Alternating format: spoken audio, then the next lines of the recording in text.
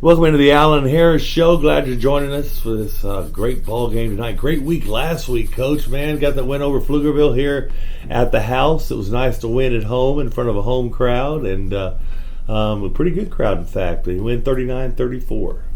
Yes, sir. We were very fortunate to get the win, district win, and keep some momentum moving forward in district. Very proud of the way our kids come out ready to play, and then, of course, we had some ups and downs and peaks and valleys, but we were able to finish it off there late, and just got to execute and tackle well. Special teams was a factor in making sure that we executing some scenarios, and so it gave us some stuff to work on this week, getting prepared for Elgin. Yeah, and Pflugerville, pretty good team. They weren't just a bunch of little kids out there. They had some big boys, and they could run the ball and they could pass the ball, and they were good on defense. So you had a really good test there. And that gets you that win in district play, second win in the year, too? Yes, sir. No, that was huge for us.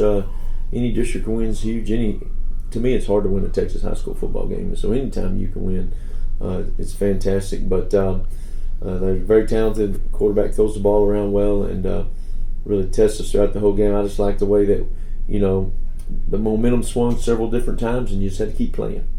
And with a young team, you got to learn how to attack success. And so we had talked about that all week, and just keep playing. Don't let the previous play, get in your mind as far as executing on the next 3 or 4. How many yards rushing did y'all end up with? 200 and something? No, I think total offense 530. 530, yeah, total offense. Yeah, it was 230. 230, and we had one kid had 230. That's what it was. 284, I think, something like that. Right, Keith? Yes, sir. I don't. The you don't give those stats like I do. 1-0, there you go. Yeah, that's all you care about. Yeah, the victory. Yeah, but those kids did good. Your offense has played well, and defense too. So Keith Tyler ran the ball well. Devion Arthur and Kenneth Johnson, all three eclipsed 100-yard mark.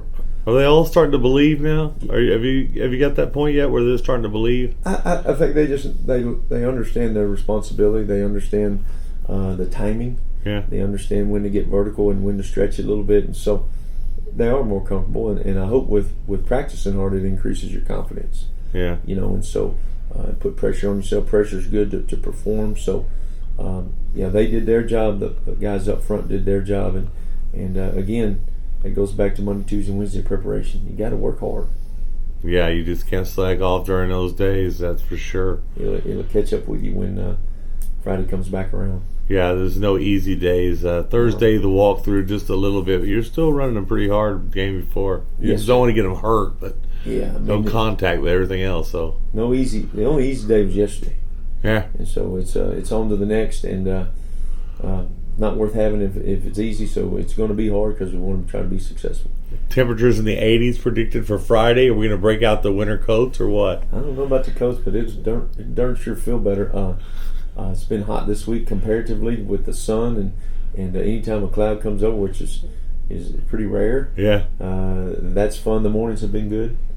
I think it was high 70s, but it was humid. It was humid some different mornings, and so we've had a weird summer and fall and early fall. I tell you what, we're ready for that break, and it usually happens in October.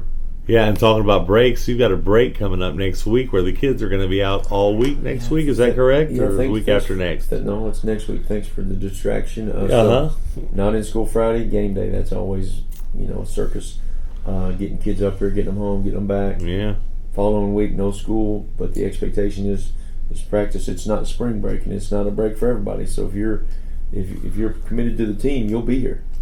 And so we'll do it early. We'll take a little bit of the volume. The number of minutes we're out there will be a little bit lighter, but we still have to work, and we'll get it done by lunch, and that way you have your afternoon to yourself. Yeah, only 6 hours of practice is good. Yeah, I don't think you can ever get enough. If they give us more than that, I'd stay out there all day if they let us, but kids remind us that's all they've got. But we talk about don't ask much of you, just everything you got, and that's what it takes to work hard. Some people say they work hard. We got to work hard. There's no substitution for it. You're starting to see that pride in the team. You're starting to see that crowd pride. You're starting to see the Savarell folks showing up. Everything's starting to come around.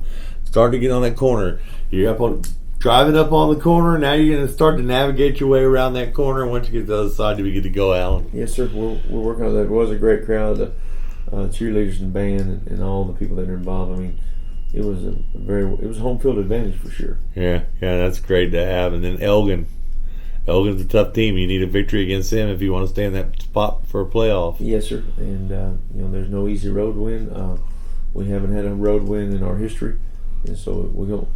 Eventually, we're going to work weekly, but we got to go get one, and we'll try this week. I know it's going to be difficult.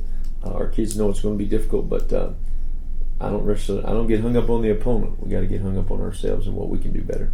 They run or throw or a little bit of both. They got a quarterback that's dynamic. He passed for 1,400 last year and ran for about 7.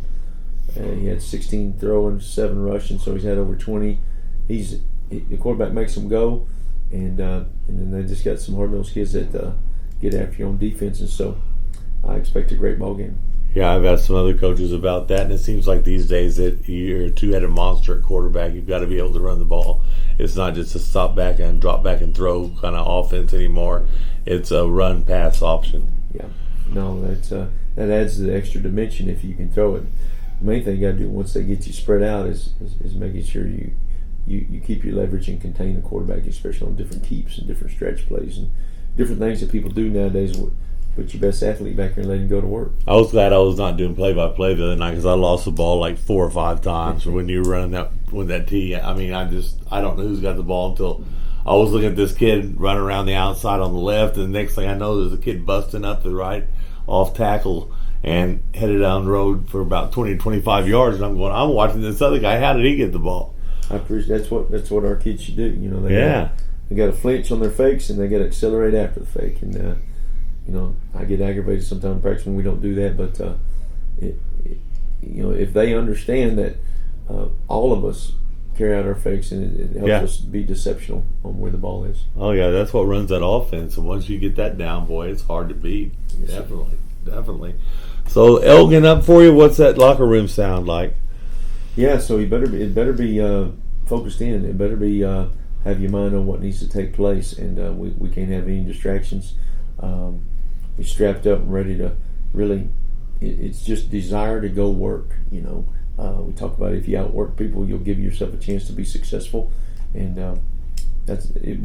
That's cliche as far as work, but if you don't work, it ain't gonna work. That's right. And so that's what we try to build on. That's what we try to preach, and not easy being a Bobcat. It's not easy winning either. Yeah, you're doing a darn good job, buddy, and we're right behind you. All right, 100%. I appreciate you and appreciate what you do for our kiddos. Oh, I love it. Wouldn't have it any other way. And as always, last words go to you, buddy.